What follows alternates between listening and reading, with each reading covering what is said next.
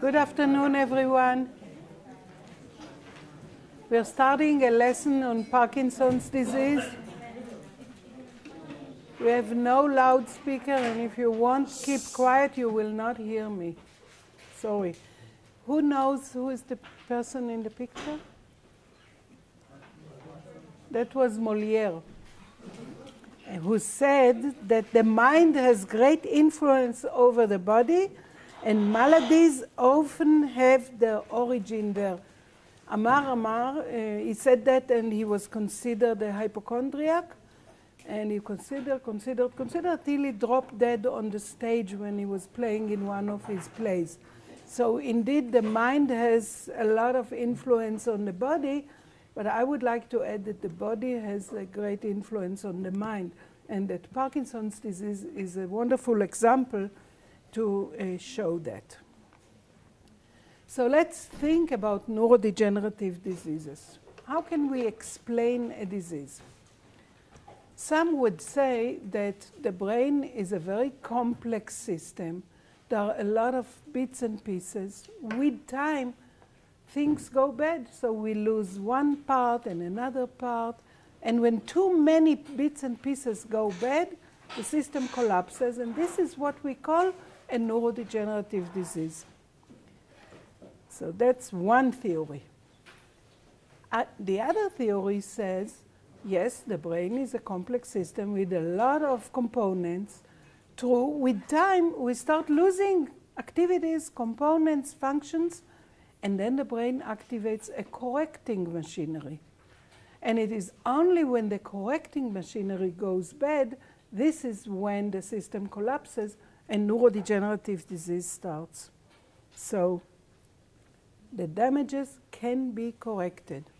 This is highly relevant for Parkinson's disease because we only see symptoms when about 70% or more of the relevant neurons have died. So the brain keeps correcting. If part of the neurons don't do their job, then the others would work harder. And this works until it's impossible to continue. So what's the history of Parkinson's disease? For years I was showing a picture that I thought was of James Parkinson, a photograph, until I learned that he died 2 years before photography was invented. So I take it back.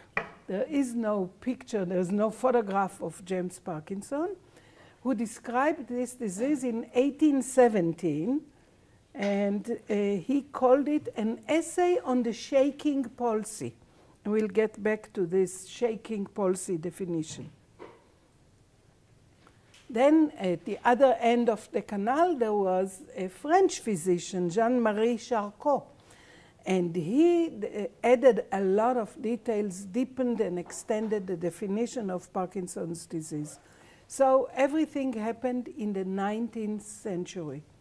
And it's not because people didn't live long enough before that, because we do find descriptions of Parkinson's disease also before. Now, if you remember the previous lesson, I talked to you about Alzheimer. This is Mr. Alzheimer, or Herr Dr. Professor Alzheimer in Munich. And at the same time that he was the head of the department in Munich, there was a younger guy called Friedrich Louis, who worked in the same department, and he was one of the initiators of the pathology description for Parkinson's disease. Okay. So what is the neuropathology of Parkinson's disease? The definition would say eosinophilic. Eosin is a dye that is used by pathologists to stain cells, and cells that absorb eosin are called eosinophilic because they like eosin. They become sort of blue-reddish. In those cells that are stained, what one sees is intracytoplasmic inclusions, and those are called Lewy bodies after Friedrich Louis, who discovered them. And if you see staining like that in the neuronal extensions, we call it Lewy neurites. Now, there are Parkinson's patients without Lewy pathology. There are people with Lewy pathology who do not show the typical Parkinsonian symptoms, but in most cases we see both the Parkinsonian symptoms that we will describe soon and the Lewy body's pathology. This was described already in the 20th century, so Friedrich Lewy. And the inclusions are mainly densely packed in a part of the brain, a very small nucleus that we call substantia nigra. And even in the center of it, substantia nigra pars compacta. And it's called substantia nigra because what is its color? Black, nigra. The color is black because these nerve cells express melanin, the pigment that makes the skin black. So these are particular type of neuronal cell bodies that express melanin and therefore they look black. Where is the substantia nigra? You see it in the bottom, like next to the ventral tegmental area, a very small region in the brain. And a special thing about Parkinson's disease is that unlike Alzheimer's, where I showed you the whole brain shrinks, this doesn't happen in Parkinsonian patients. They lose cells only or almost only in the substantia nigra. So what would that mean? The substantia nigra is the major origin of dopaminergic neurons. That means they produce the neurotransmitter dopamine. And the dopamine goes to the striatum, which is the major region in the brain controlling movement. Therefore, when we lose nerve cells in the substantia nigra, the first function that is impaired is control over movement. Okay. Now, what we say is we lose a region that controls another region. The damage that we see in the patients is not because of the substantia nigra itself, because it doesn't do its job. It does not send neuronal activation signals to the striatum. And we'll get back to this definition. Now, a lot of nerve cells, what we call extrapyramidal, means these are neurons that do not look like pyramids. A lot of those nerve cells are very busy in processing information that comes from the cortex to the striatum and then sends the message to the thalamus. Let's go back to, yeah, okay. So you see the striatum just higher up than the substantia nigra, and the thalamus is frontal to the striatum. Substantia nigra sends messages to the striatum, and then the messages from the cortex also get to the striatum and go back there through the thalamus. If you miss an input information, then the thalamus will not function well either. And the thalamus is the center of metabolic control in the brain. So the striatum controls movement, the thalamus controls metabolism. All of these might be impaired because one tiny part of the brain is losing nerve cells. How small is it? If we make a section in the brain like so, we see over here the substantia nigra. See these black regions? That's the substantia nigra. This is how it looks like in the brain of a healthy individual, and we lose the black in the brain of Parkinson's patients. So that made it relatively easy to identify where does this disease come from. What about epidemiology? We keep saying that Parkinson's disease is the second most prevalent neurodegenerative disease. The first one is, of course. The difference is huge. In Alzheimer's disease, someone at the age of 85 has 50% prospects to become Alzheimer's patient, whereas in Parkinson's, 1% of people above 65 years of age may develop it. So this is an order of magnitude lower, and yet this is the most prevalent disease. I did say before that the term shaking palsy existed before, and actually we find it in Shakespeare. So many, many years beforehand, the 16th century, and when we keep saying life expectancy is getting longer, it doesn't mean that there were no old people in the previous generations. I went 2 days ago to a concert. All of the composers mentioned in the program died before they reached 50 or 40. But there were people who reached old age, and those were mainly the rich people who didn't have to worry about their food, and their living conditions were much better. Now, Shakespeare was describing the nobility, the people who were dukes or fighters or kings. So in his play about Richard II, the Duke of York says that he can't move his arm. Says, how quickly should this arm of mine, now prisoner to the palsy?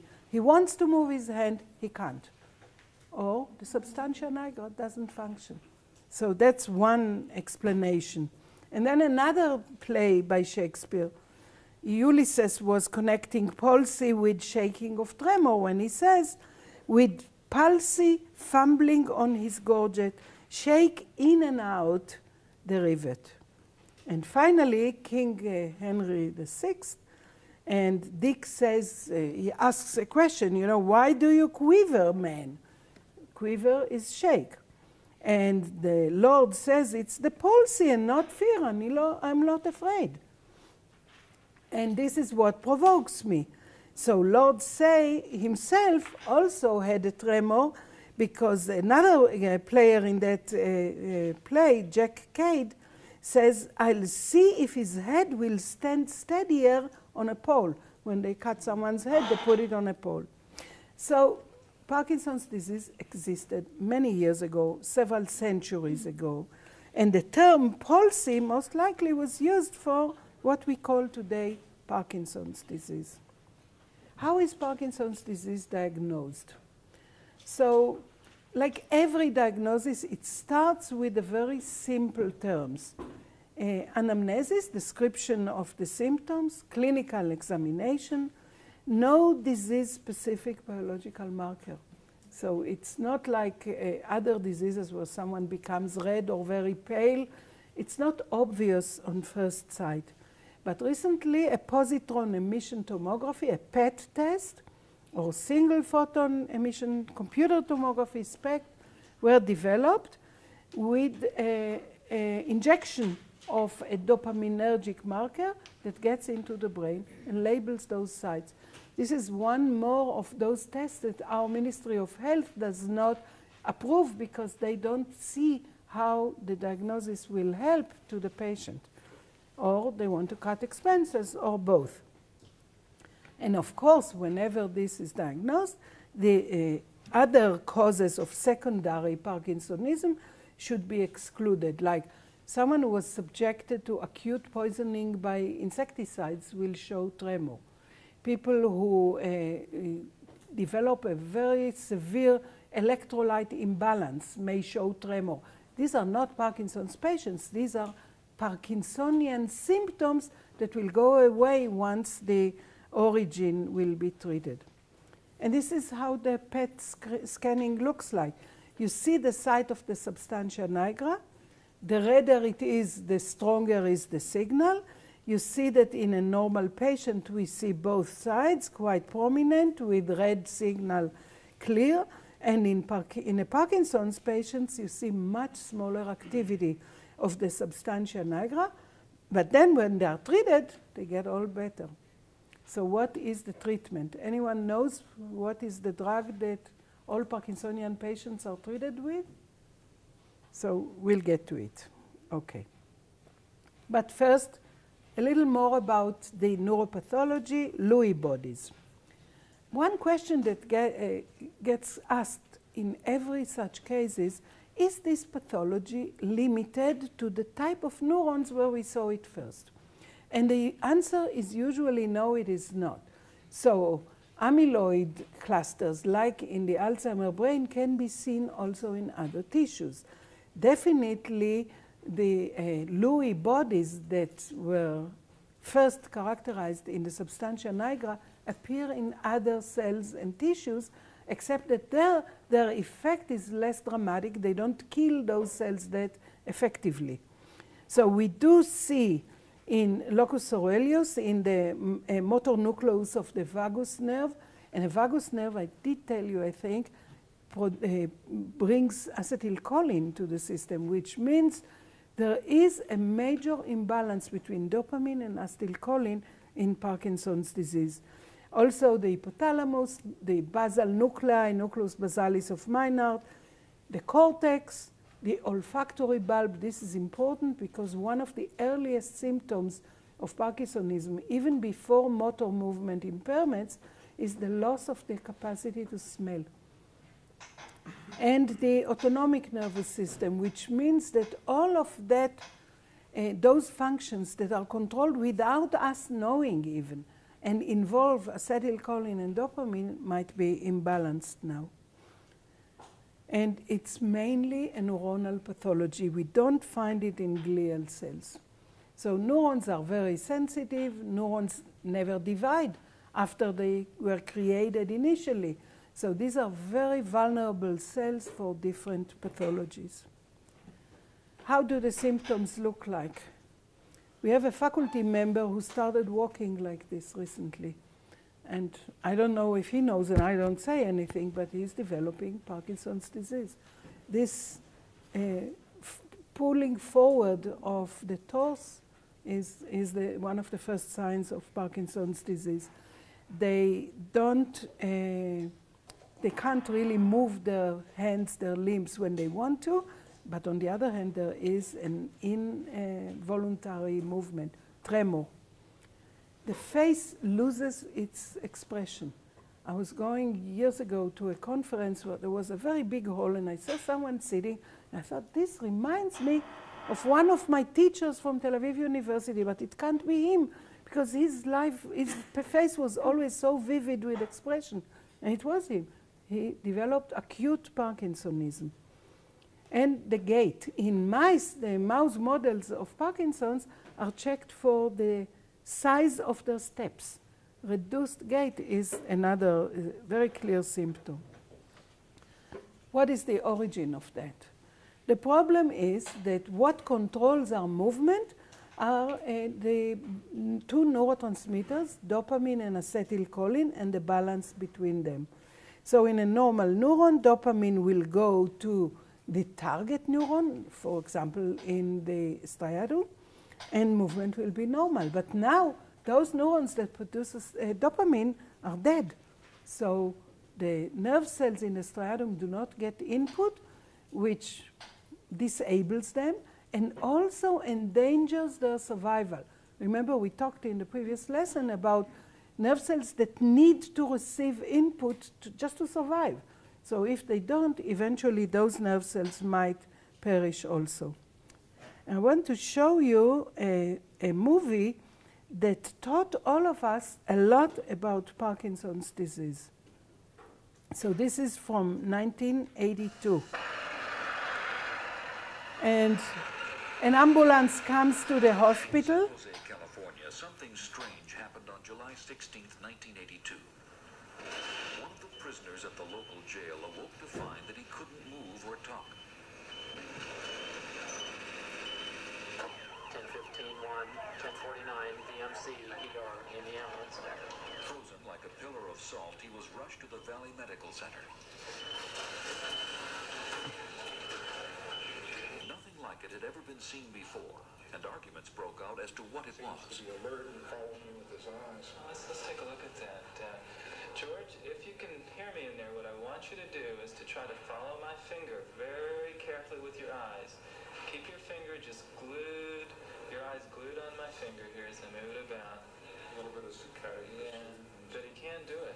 He can do it. I'd only seen one case that was close to that case of a very, very rare disease called Wilson's disease, but this wasn't even like that. So I could see why the arguments had broken out. The first real question that confronted us at that point was whether this man was mentally normal inside. Since there was no way to communicate, we didn't know. Noticing that he could move his hand just a little, Doctors Langston and Ballard had an idea. Harris is see if you can write the answers to some of our questions on this pad of paper. I'm going to try. And he could. As George Carrillo wrote, "I can't move right. I know what I want to do, it just won't come out right." By question and answer, a case history was built up. And in that history was a revealing statement. George Carrillo was a heroin addict. As would become clear, he was the victim of a bad batch of drug that had done irreparable damage to his brain.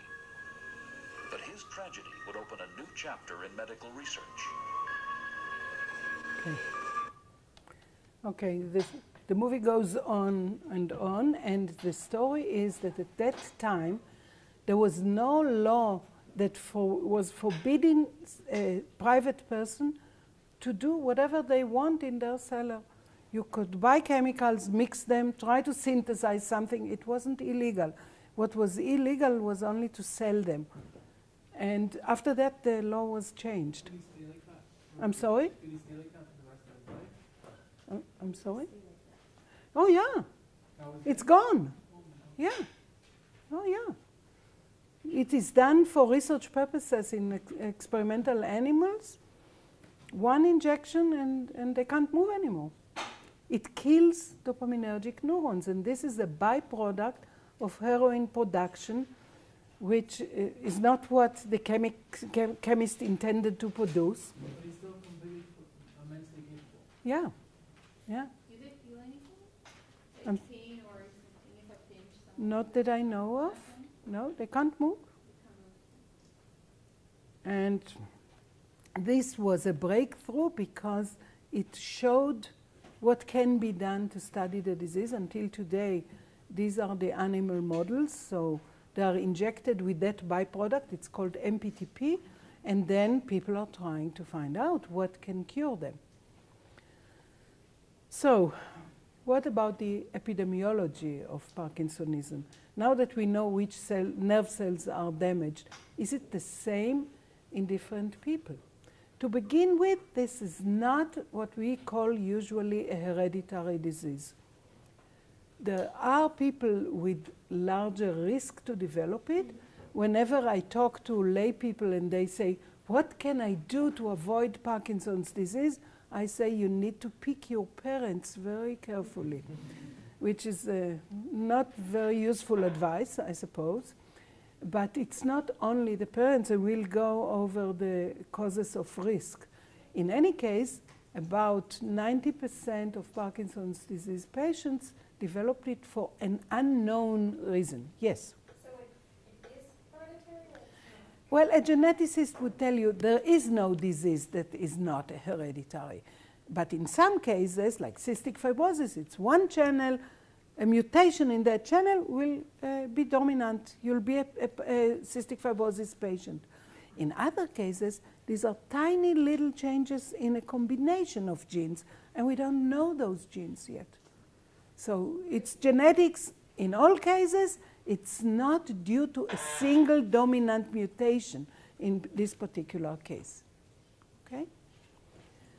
So in that case, it's very important to look at different countries and find other people that are protected. And indeed, Parkinson's disease is much less prevalent in China, excluding the shorter life expectancy, so this is corrected for the difference, and in other Asian countries, and in African Americans. There are many diseases that they suffer much more than Caucasians, and in this case, they are partially protected. The prevalence rates in men are slightly higher than in women, just opposite to Alzheimer. And the reason unknown. As usual, people talk about sex-related hormones, but no proof. And this is a study where a student in my lab who's now in Tel Aviv University calculated the information put by the governments on the incidence of Parkinson's disease. And we can see two things. First, the difference in China is amazing. although I'm not sure to what extent one should trust the reports of the Chinese government, it still is probably much lower. And then it is very high in those countries where there is extensive agriculture. So that, of course, brings us to the question, are pesticides dangerous? And yes, they do.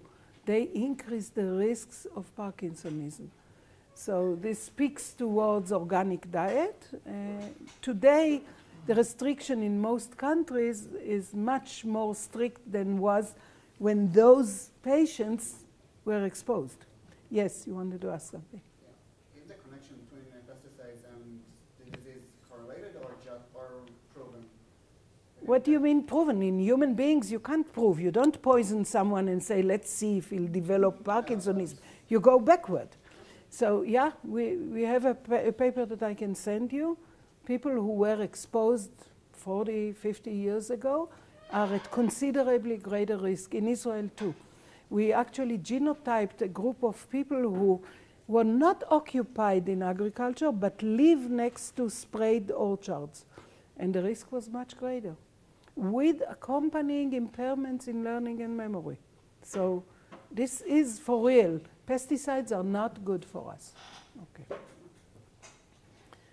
There are very well-known people who develop it, namely, just like in Shakespeare, you can be rich and famous and live very well and still develop Parkinson's disease. Or you can fight as a boxer. That creates a real risk. Muhammad Ali is a very heavy Parkinsonian patient.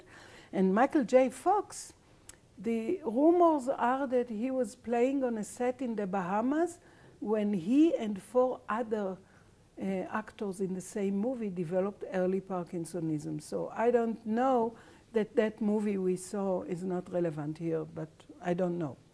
He developed Parkinson's disease at a very, very early age.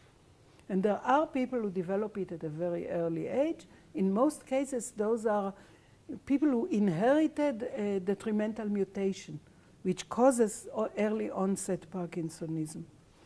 What Michael J. Fox did with that is to decide to change his career. And he created an association, the Michael J. Fox Foundation, that supports Parkinson's research worldwide.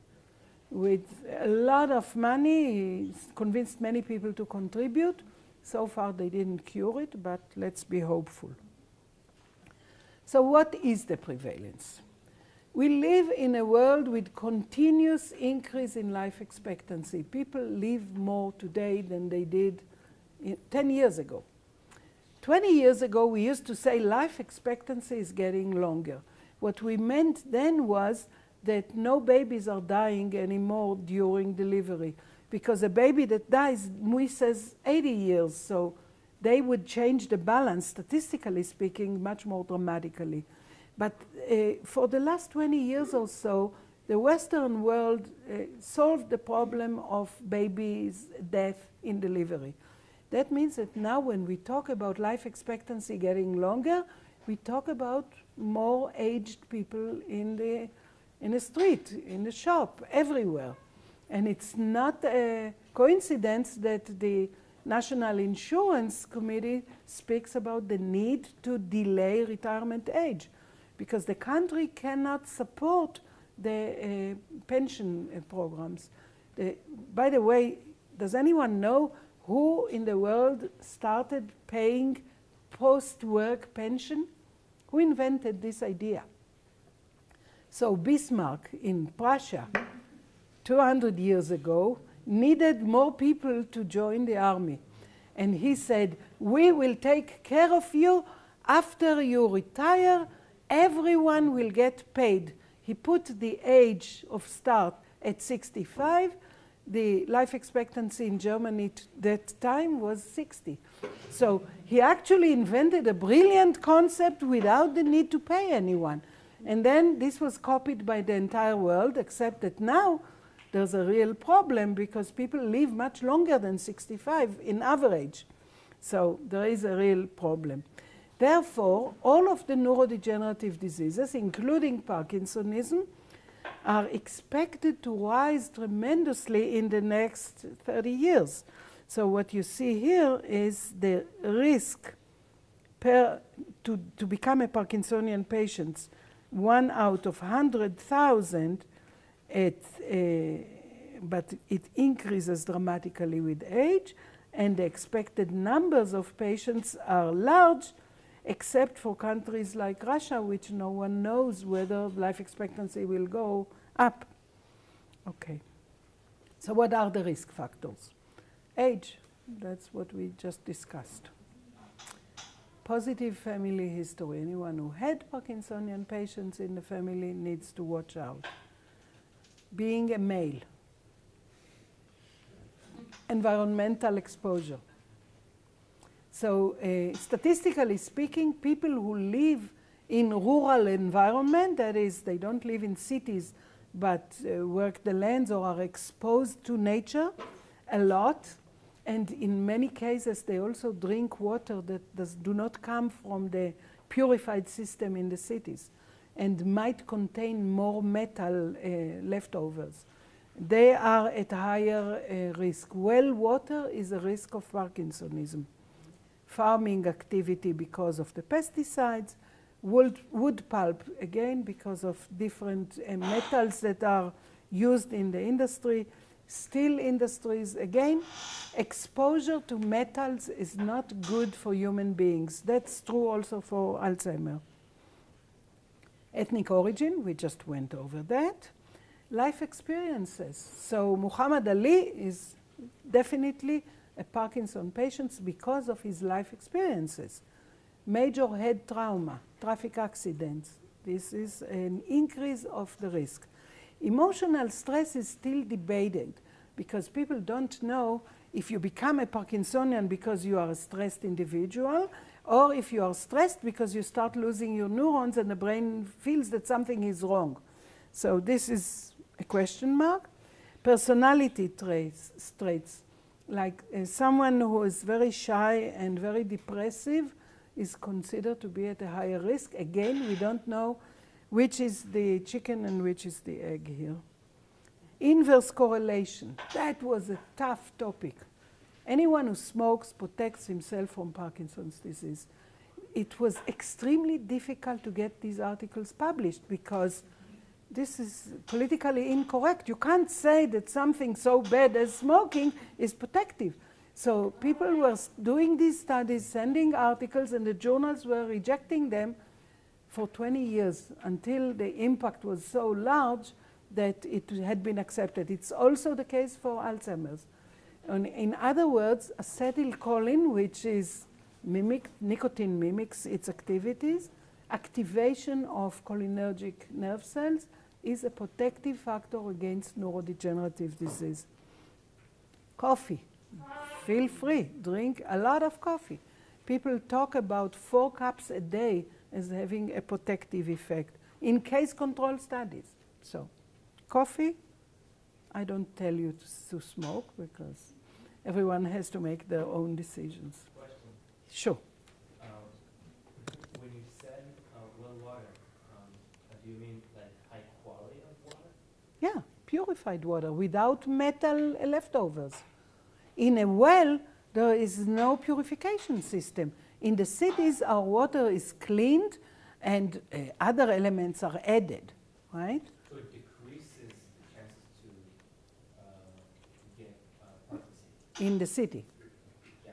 Yeah. Yeah. Okay. It was proven the other way around. That's why I presented it that way. What was found was that people living in small communities and drinking well water are at a greater risk. Okay? So, the clinical features. We're talking first about a resting tremor. Most commonly, this is the first symptom. Usually asymmetric, that means one hand, not the other, and at rest. So when a person tries to sit still and suddenly the hand starts waving. Bradykinesia. Bradykinesia is a difficulty to move. So difficulty with daily activities, like writing. Of course, you need to control your hand. unless you work in the computer, which is easier, I suppose. Shaving, using knife and fork, opening buttons. They don't blink. As I said, the facial features are masked faces. Slow chewing, slow swallowing. It's a real problem. In the advanced stages, they call it locked activities. They can't do anything when this happens. Rigidity. So what happens is that the muscle tone is increased. The muscles become stiff, and you can't really relax the muscles.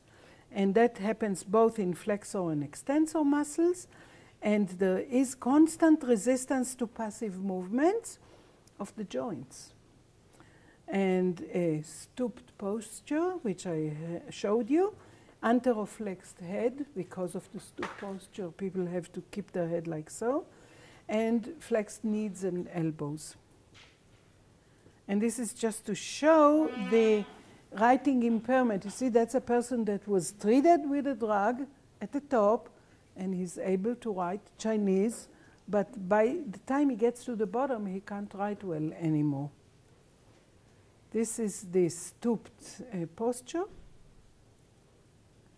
And then this is not all. I'm sorry if this is depressing, but that's what this is.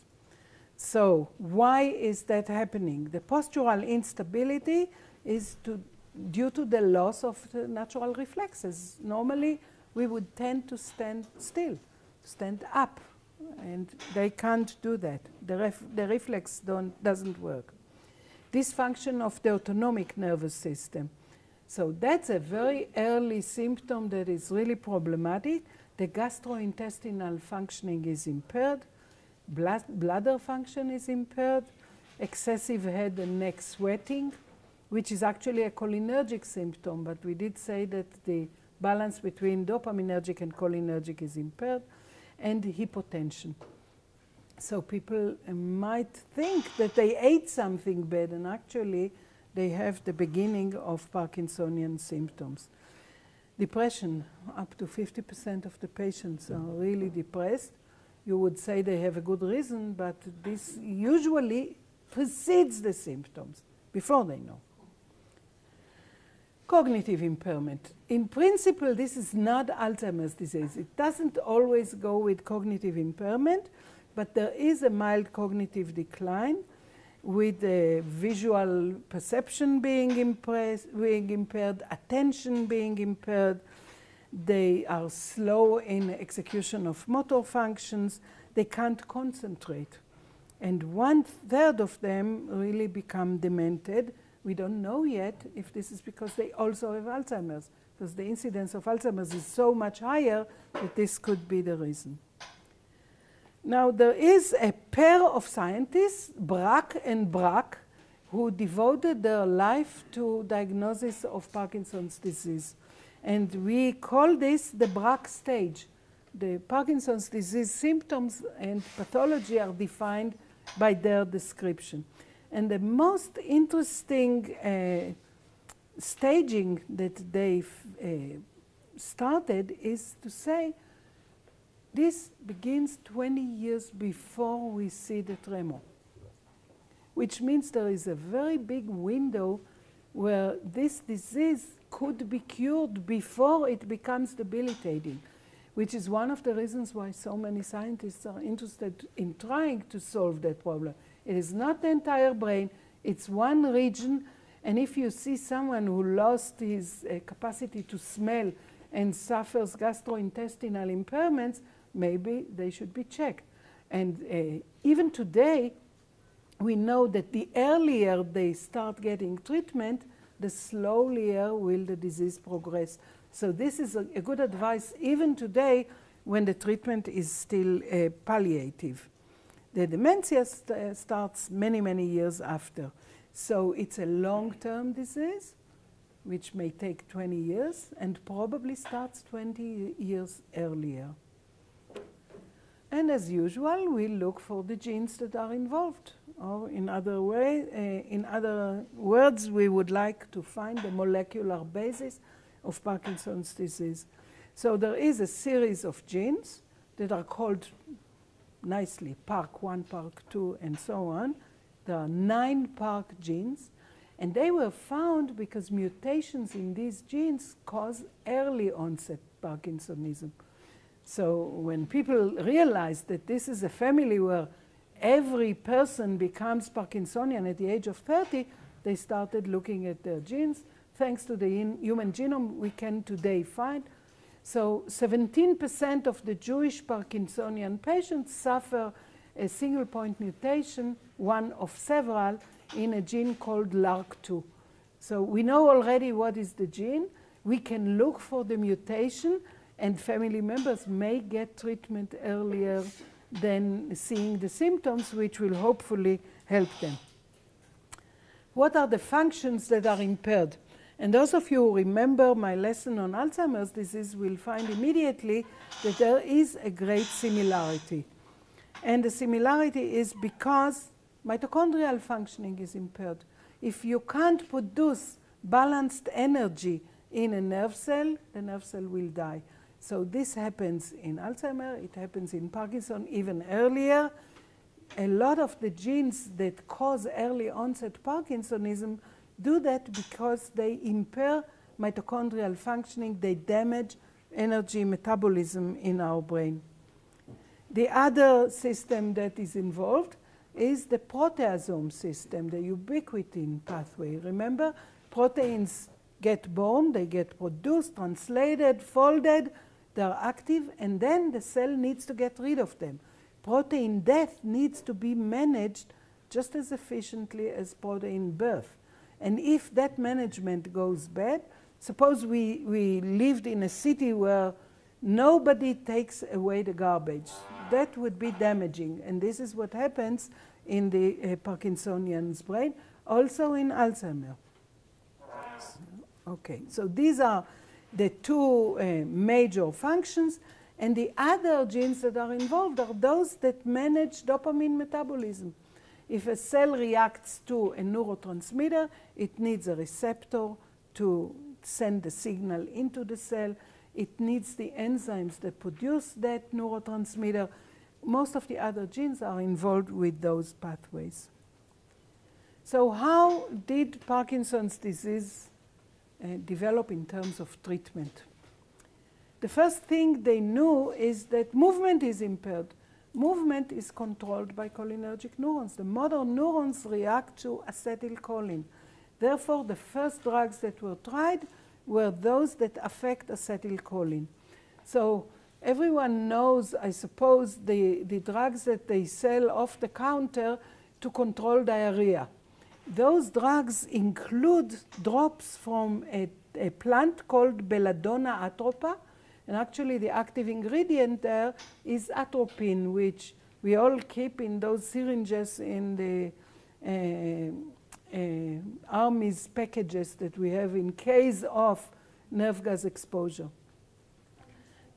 Yeah.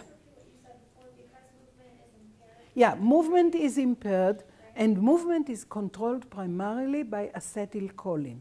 Okay? Acetylcholine interacts with receptors, part of which are called muscarinic receptors, and they can be blocked by atropine. Okay?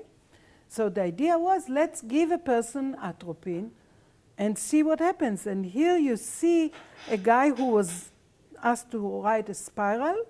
He was treated with atropine, and his writing skills improved immediately and dramatically.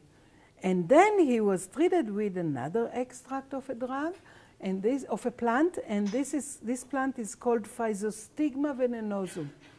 If we'll have some time, I'll tell you at the end of the lesson the story of Physostigma, because it's very interesting.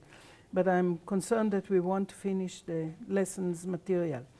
So this drug does the opposite, whereas the atropine blocks the cholinergic receptors. What physostigmine does is to block the destruction of acetylcholine, so increase the functioning of acetylcholine. And when you do that, that is, you treat that person with physostigma extract, he loses capacity to draw completely. So this shows you that acetylcholine imbalance is a massive cause, a very major cause in the impairments for movement and writing features. Luckily, you see here that when he was treated again with atropine, everything came back for a while. So for many years, this was the only treatment for Parkinson's disease patients. They were treated with those ancient drugs. The belladonna drops came here, I think, from China, and physostigma came from Africa, and these were witchcraft medicines for many, many years. So, and this is one major part of the beginning of our today's medicine. So, two neurotransmitters that are competing, and acetylcholine was treated first because this is the very first neurotransmitter that had been known. What happens in the Parkinson's control of movement? The control of movement happens in our brain in a region of the cortex that is called motor cortex.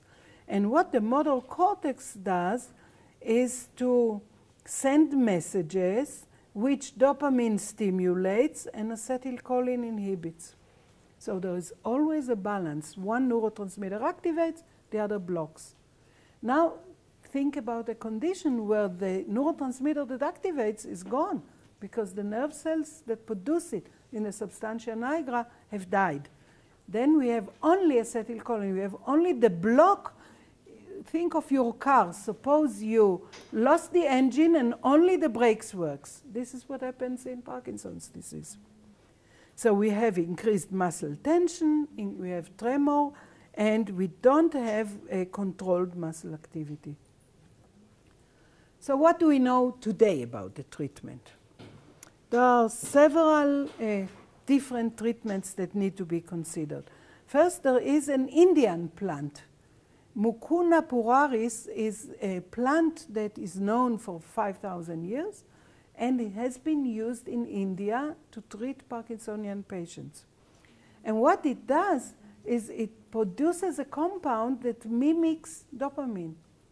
So they were right. The ancient Indians and Chinese doctors knew a lot, and the African witchcraft people. So this is an old one. Now, what we do today is to provide patients with dopamine replacement, saying, okay, the substantia nigra doesn't send messages to the striatum. We will feed a patient with dopamine, and then he'll get all better. And they do. There is, in this treatment, there is a term that is used that is called L-DOPA honeymoon. For 5 years, these patients improve dramatically, and then nerve cells go on dying, and the treatment is not that effective. There is a newer treatment that involves implantation of electrodes in the brain. And this is called deep brain stimulation, and it uses electricity. The idea is, okay, the substantia nigra doesn't send messages to the striatum. We'll implant an electrode, put here a battery, just like a heart pacemaker, send the messages all the time. And this is done. It's called deep brain stimulation. It stops the tremor completely. I'll show you a little movie in a minute. And it works very nicely with some side effects because it does not affect the mental aspects that are not controlled only by dopamine. Now, the other thing is the brainstem is stimulated, that's okay, and now people start producing genetic drugs. And I would add to this slide the attempts for transplantation of stem cells, which is what I would like to describe to you. So here is an employee of the Hadassah Hospital who developed early onset Parkinsonism. See, this is a guy, 58 years of age, and he can't get up. This is after he was treated with the deep brain stimulation. So you see that it's a very, very dramatic treatment. A guy got in, he couldn't work, he couldn't do anything. And then he got back to his office and work, and he shows how he can control fine movement and large movement. This treatment is magical. It's really very impressive. Several hundred such operations were done already at the Hadassah Hospital. It's done in many other medical centers. Also in Israel, in I think Rambam and Bellinson. Okay. And a guy who wrote a beautiful book about the symptoms of Parkinsonism, anyone knows who that is? You don't read books. Oliver Sacks. Okay. So Oliver Sacks wrote a book called The Awakenings, בעברית יקיצות, which was describing a phenomenon of the 60s of the last century, where there was an yet unexplained viral infection in the United States, after which a lot of patients remained totally paralyzed. They were in bed in some cases for 15 years. When L-DOPA was invented, people tried to give them L-DOPA, and that was part of the revolutionary finding that L-DOPA can be used. So late 50s, this was the time when dopamine was found in the brain and highest in the striatum. So this was the first link with this neurotransmitter. In the 60s, the levels of dopamine were found to be severely reduced in the brain of Parkinsonian patients. And then it was found much later that the symptoms start only when the majority of those neurons have died already. Okay, so how did that lead to a treatment? First, the compound was synthesized. L-dihydroxyphenylalanine is L-DOPA. This is a precursor of dopamine. The difficulty is that you can't really treat a patient by injection or by taking a pill with dopamine itself, because it will be disintegrated and of no use. So you need a precursor that will not be metabolized and will be able to go into the brain. And there is a list today of compounds that can be lipid soluble, that is, they can go through membranes, and a lot is known about their degradation and capacity to survive in the body. So L-DOPA crosses the blood-brain barrier. It can restore the levels of dopamine in the brain. It does restore motor functions in animals treated with catecholamine depleting drugs. So this is the experiment. And then the first treatment attempt that are shown in that movie, Awakenings, resulted with someone who was 15 years paralyzed in bed, suddenly jumping and being active for a short time, and then collapsing again. So they needed to find a way to lengthen the effects of the drug, make it more stable, and since then, this is the leading drug worldwide for Parkinson patients. Cornerstone. Okay. And what the physicians do is to block the enzyme that makes dopamine out of L-DOPA, and then take it into the brain so that the persistence of the effect will be as long as possible. But there are limitations. What L-DOPA does is not to cure the disease. It's similar to Alzheimer's disease. Once nerve cells are dead, you can't bring them alive by any chemical compound. So this is a treatment that we call palliative. It's a treatment that is aimed to help the patient by limiting the symptoms. It is not even trying to cure the disease. What doctors say today is that if you start this treatment very early, you also limit the need of the surviving neurons to make much more dopamine to compensate for the loss of others. And therefore, the progress of disease will be slower. So, yet the efficacy tends to decrease as the disease progresses because the nerve cells go on dying. Chronic treatment is also associated with adverse events like motor fluctuations, dyskinesia.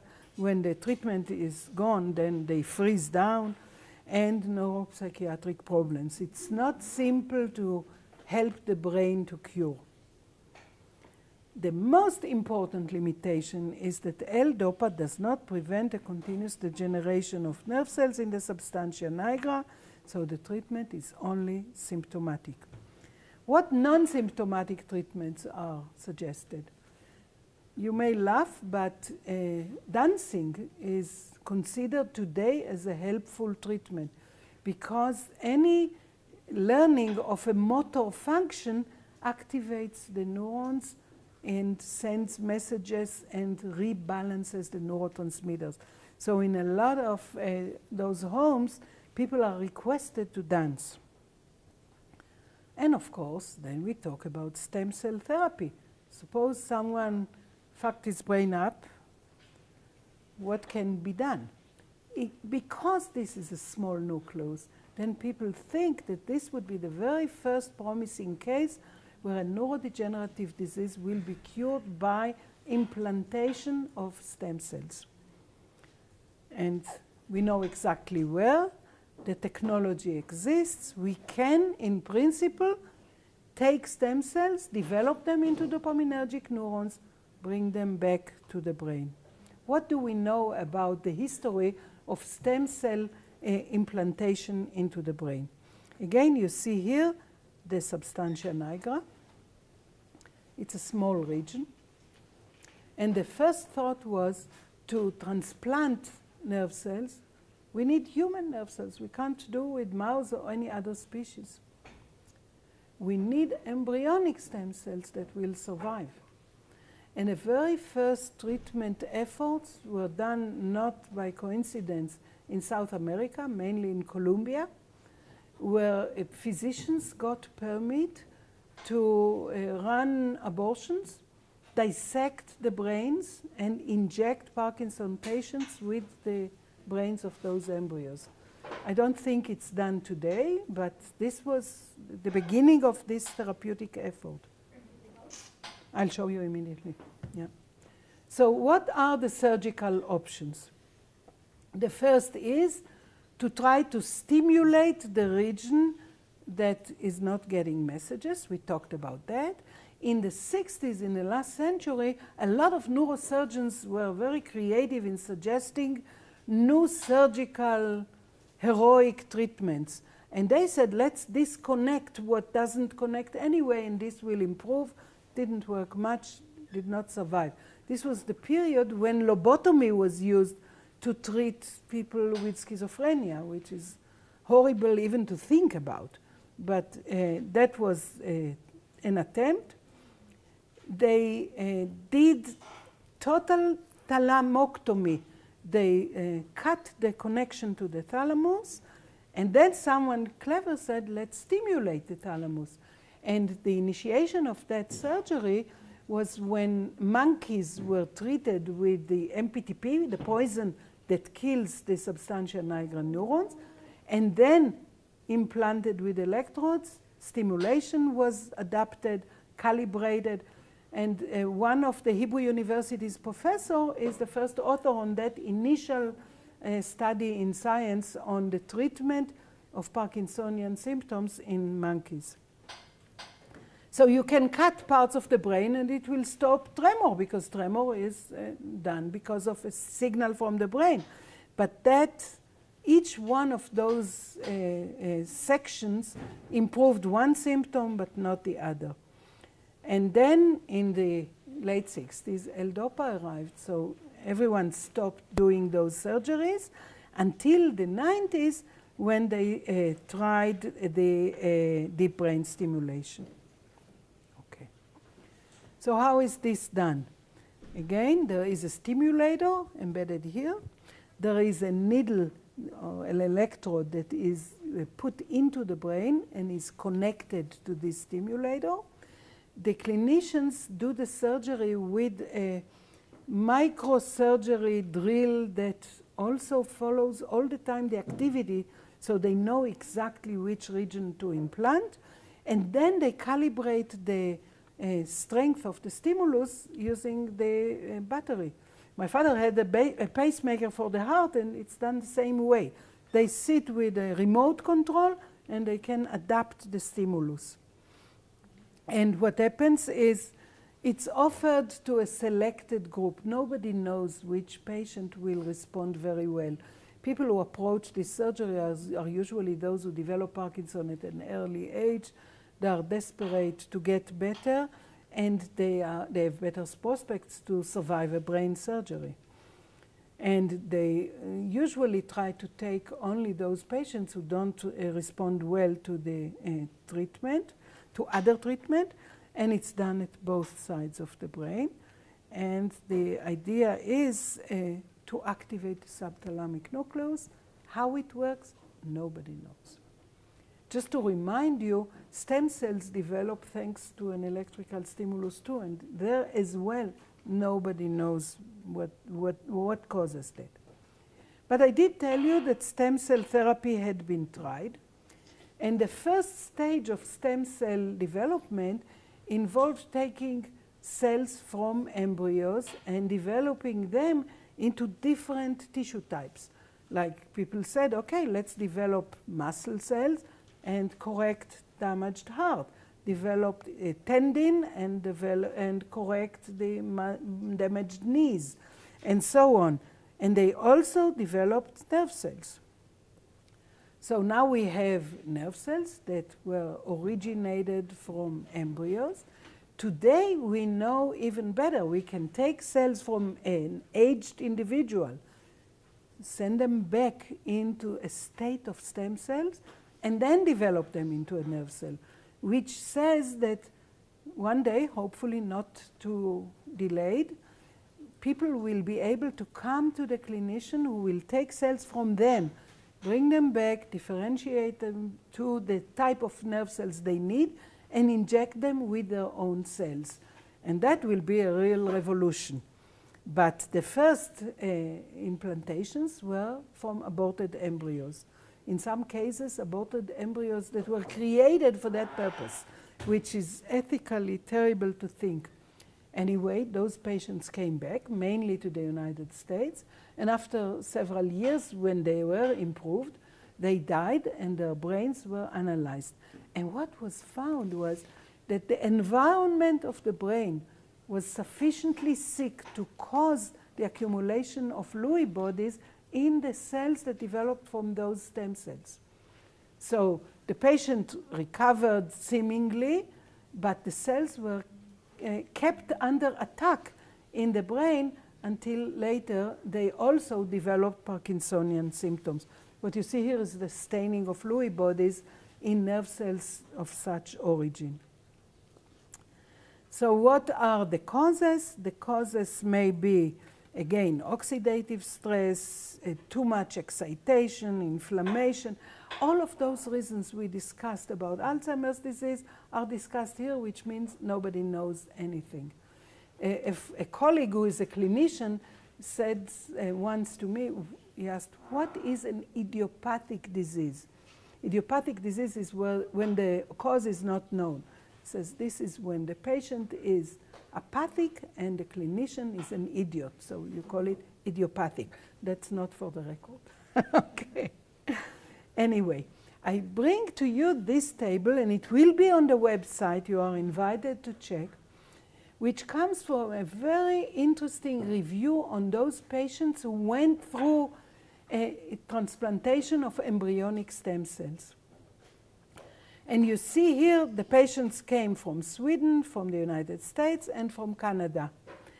And there were males and females. They developed the disease. You see here, 37, 38, 39, very early Parkinsonian patients who were desperate. Years post-grafting, that means how long did they survive after the surgery? 16, 12, 13, 11, 14. They survived many years and they functioned much better. Although they needed to be treated with anti-immune drugs because they went through transplantation with a tissue that is not their own. This is what is hoped to be overcome by the newer technology. The total numbers of surviving neurons, and the surviving neurons are too little compared to a normal brain. There is a lot of the neurons that developed from the grafted stem cells died. Injection tracts, they were injected several times at each part of the brain, left and right, 6 or 7 times or 8 times and so on. Number of donor embryos, watch it, 4 and 5, not 1. 4 or 5 embryos died so that that person will be getting his treatment. And that's eventually why the treatment was stopped. There is actually a Nobel Prize laureate in the University of Berkeley whose wife is a Parkinson's disease patient who used to sit in a wheelchair, Randy Schenkman's wife, and now she walks. And everyone says that she got transplantation from the newer stem cells because he's a Nobel Prize laureate. He knows the people who studied that at Harvard. Maybe. No one admits that officially. So, but it's coming. It's definitely a treatment that will become available. Look at the drugs they were getting. They were getting cyclosporin and azathioporine. That is, these are all like chemotherapeutic drugs. Prednisone, steroids, all of these drugs are not good for you. They need to get them because they have a foreign tissue transplanted, which is hopefully about to stop. And then they looked at inflammation markers in the brains, and all of these brains show signs of inflammation, which is probably a reaction to the transplantation. And why did they die? Pneumonia. Pneumonia is a very common cause of death in Parkinson's patients because they swallow the liquid from the lung. The motor movement is impaired.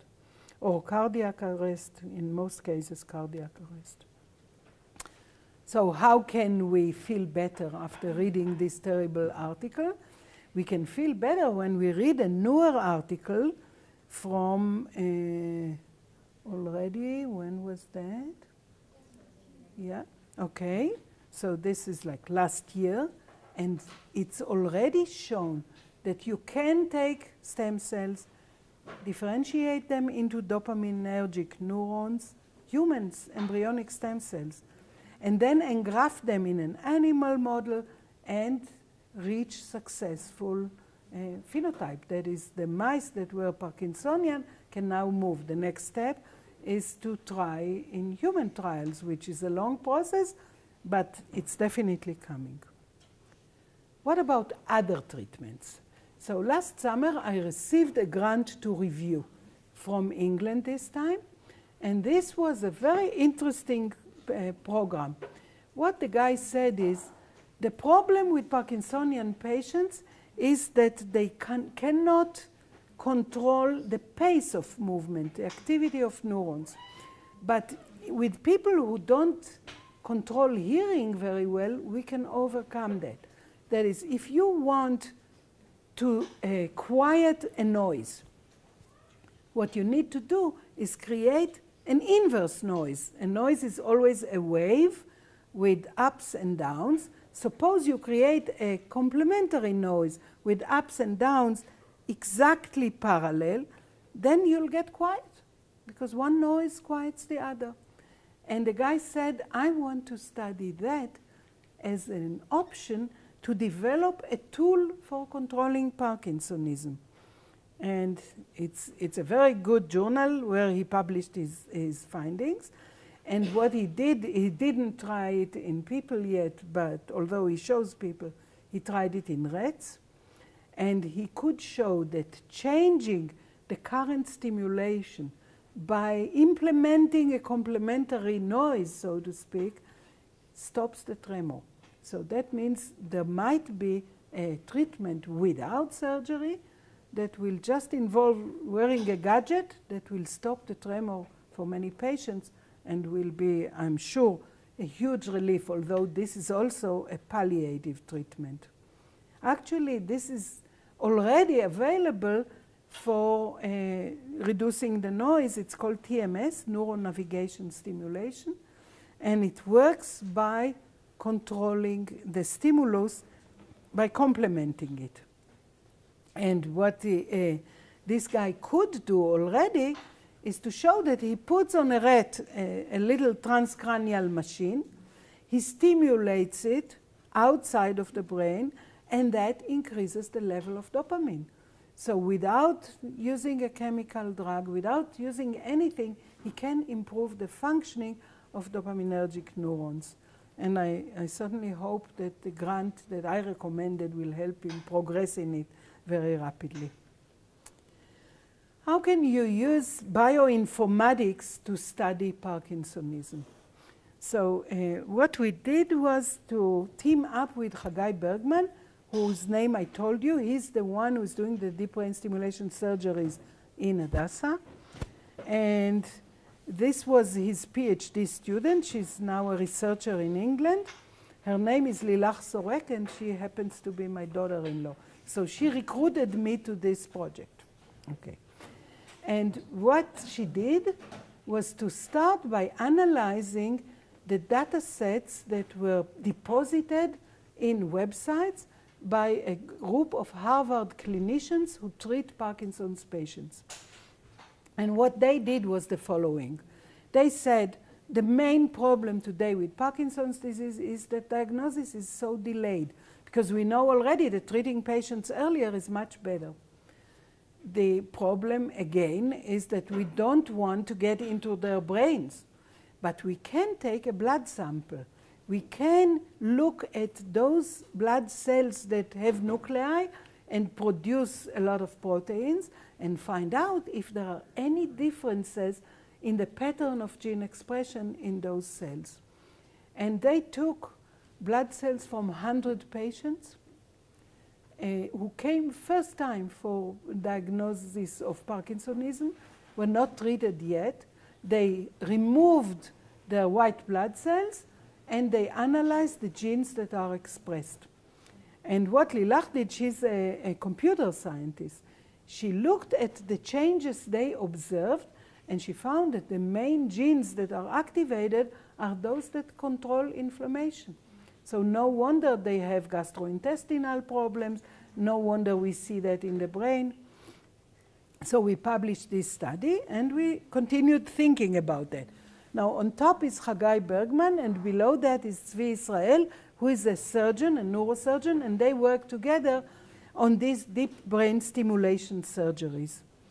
Now, what we said was the main problem is we can't really get enough funding in Israeli standards to look at hundreds of patients. And the main problem with studying gene expression in patients is that they are not mice.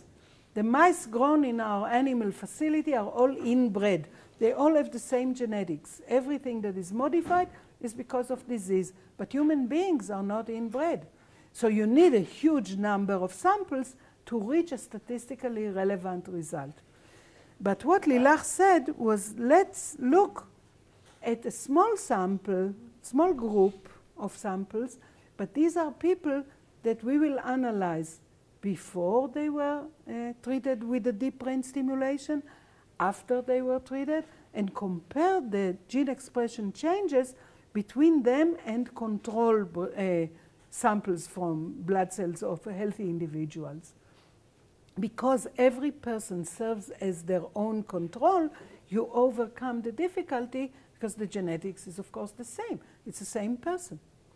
So we took healthy controls. These are all professors because there's a lot of them around. So that's no problem to get them to volunteer blood. Then we had 7 Parkinsonian patients. Then we had them 3 months after they got the stimulating electrodes. And finally we thought, how can we differentiate between the effect of the surgery and the effect of the electric stimulus? They have both. So we asked them to volunteer also for complete disconnection of the battery. They have no stimulus at all for 1 hour. During that hour, they get tremor again. It's terrible to watch. But they volunteered to it, and then we took blood cells again. So we had 4 groups of samples. Lilach extracted RNA from them, and we ran microarrays. This was the state-of-the-art technology, but that was 7 years ago. Totally outdated today. Today we only do sequencing. But that was what was available then. And this is what we found. So again, healthy patients, patients after surgery, patients without the electrode.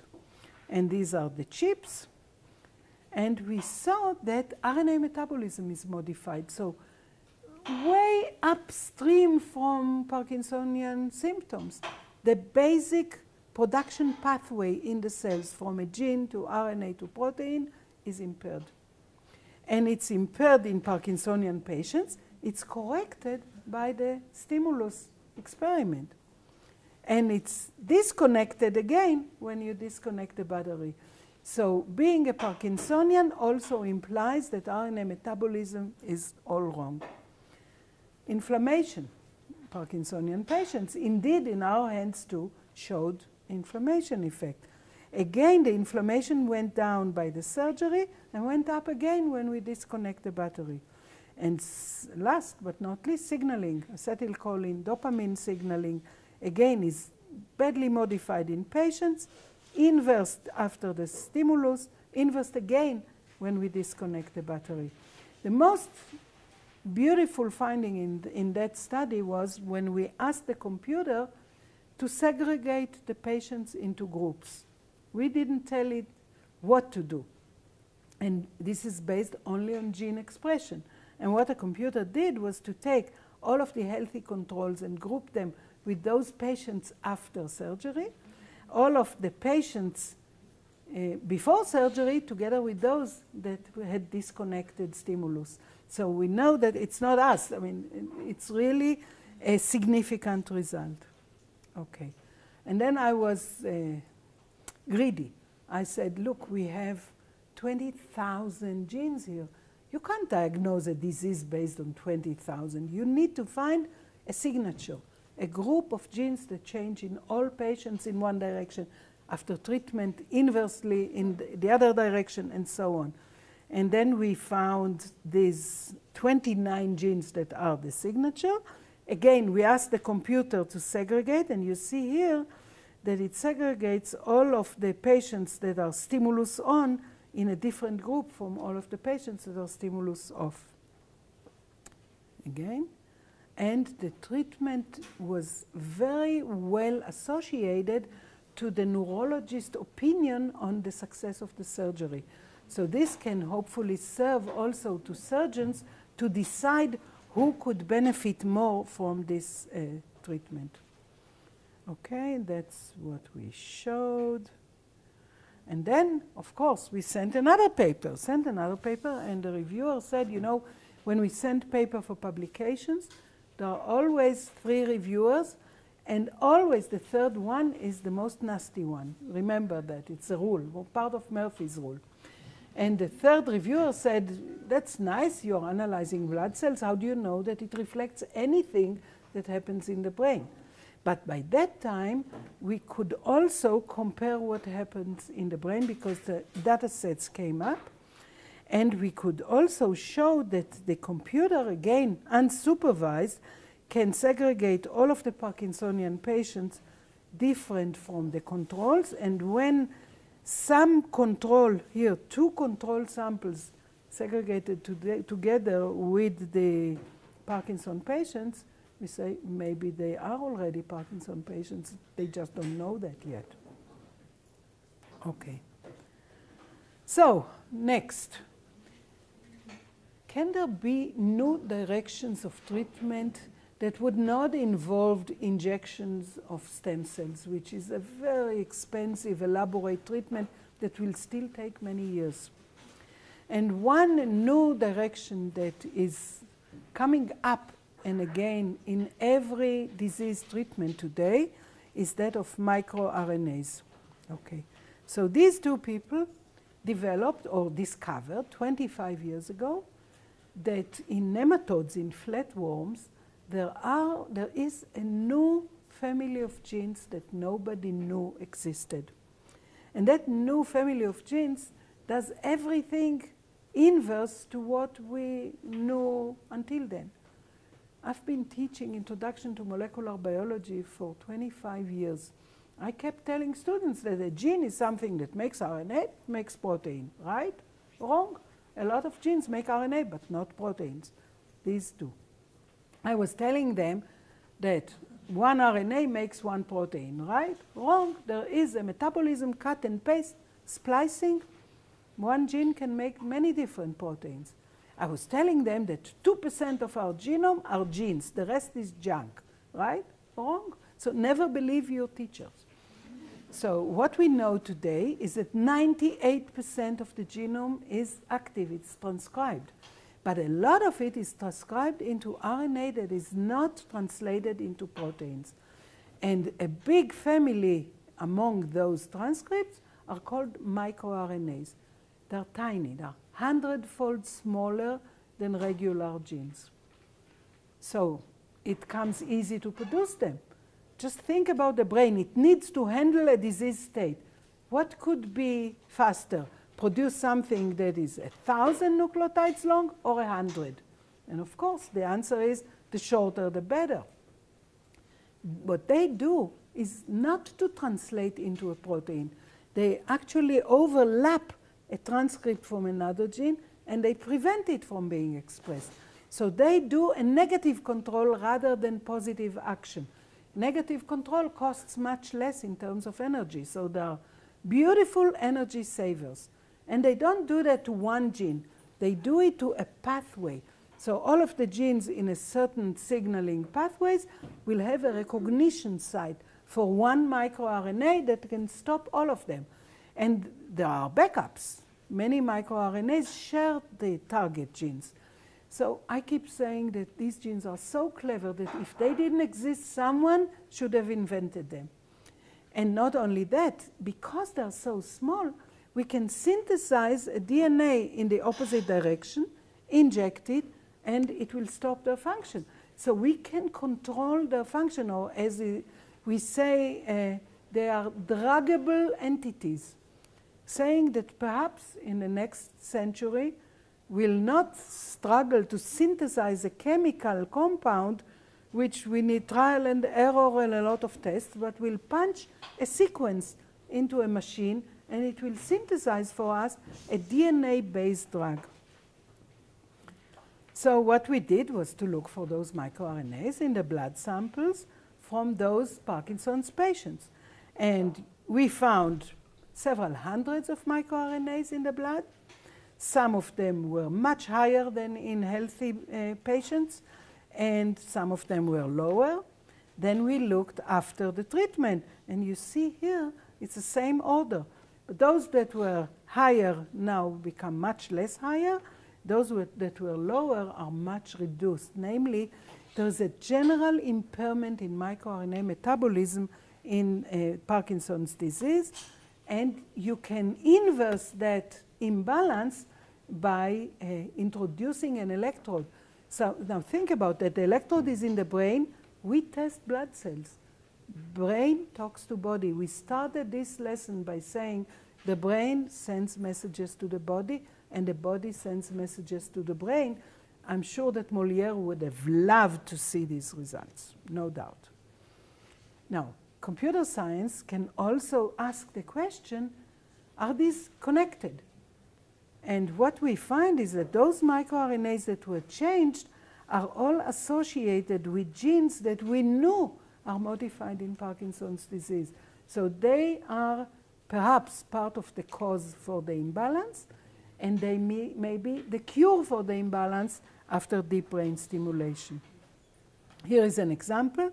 This is a gene that was known to be involved with Parkinsonism, and two microRNAs that are modified change its expression in blood cells from Parkinson patients. Now, after deep brain stimulation, compare this to the circle I showed you before. Look at this. This is the circle in Parkinson's patients. Okay? There's a lot of elaborate interactions between microRNAs, their targets, changes in their expression. Now let's look at the circle after deep brain stimulation. Half of it is gone. So a lot of the impairments in microRNA imbalance are taken care of by deep brain stimulation. One last point. Is this all? I've been telling you about genes, microRNAs, changes in RNA metabolism. That's not all. What we know today is that on top of the microRNAs, there is another layer of regulation. There are long genes that we call long non-coding RNAs, And they carry a lot of binding sites for the microRNAs. So in other words, they can serve as a sponge to take them away. And these are just started to be studied. And I want to show you a movie on how a microRNA functions. You see the microRNA is the orange and the target is the green. And what it does is binding around it and physically stopping it from being expressed. And now we know that the same thing is used by nature already. That is, we are trying to invent things, but they existed there all the time. And what's next? So the next phase is certainly to establish human stem cells-derived dopaminergic neurons, most hopefully from cells, skin cells, for example, taken from the patients themselves. Then you can try, meanwhile, to manipulate microRNA levels and test the effect, and then plan primate model tests for validating therapeutic value. And last year I was involved in a committee that was looking for new transformative changes in life sciences. And one of the projects, it's running in Tel Aviv University now, involved the establishment of a new primate model which will be so small that it can be grown easily and the brain analyzed easily, and experiments will be much faster. So this guy over here is John Gordon, who 50 years ago showed that he can take a cell from an adult frog and develop it, inject it into an egg and develop it into a new frog. This was the prediction of stem cell biology.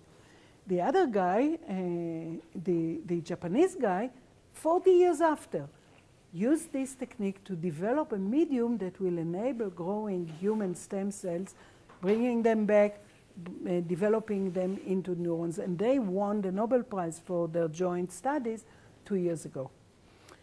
And I thank you very much for listening. Wow. Questions, if anyone has.